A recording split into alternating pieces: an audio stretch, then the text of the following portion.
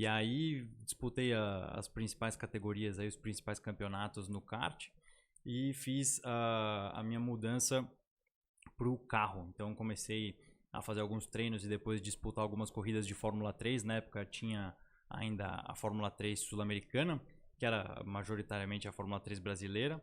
E a gente utilizou essa categoria para se preparar, né, fazer a preparação para ir para a Europa, porque hoje em dia a visão é um pouco diferente, mas na época não tinha como você falar em se tornar um piloto profissional de automobilismo, que sempre foi o meu objetivo, se você não fosse fazer alguma categoria fora do país. E o cenário principal, o celeiro principal dos pilotos aí das equipes é a Europa. Então fui com 16 anos morar na Europa para competir. E aí nesse momento, inclusive, parei de estudar, então era meu foco número 1 de verdade.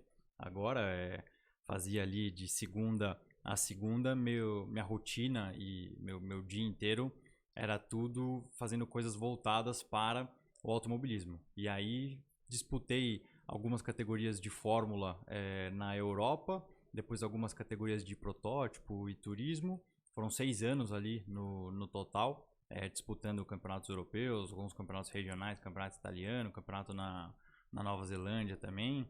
E aí, até que eu cheguei em uma categoria que na época seria a equivalente hoje da Fórmula 2. Seria uma categoria antes da Fórmula 1. E você vai, assim, tem muita coisa para conversar nesse sentido do automobilismo, mas quanto mais para cima você vai indo, né, mais próximo da Fórmula 1 e das categorias você vai chegando, é claro que você tem que ter o talento, tem que ter a performance, mas começa a depender cada vez mais de você estar no lugar certo, na hora certa, com as pessoas certas, para que de fato você consiga dar esse passo para virar um piloto profissional de Fórmula 1 ou de Fórmula Indy, que seja, ou 24 horas de Le Mans.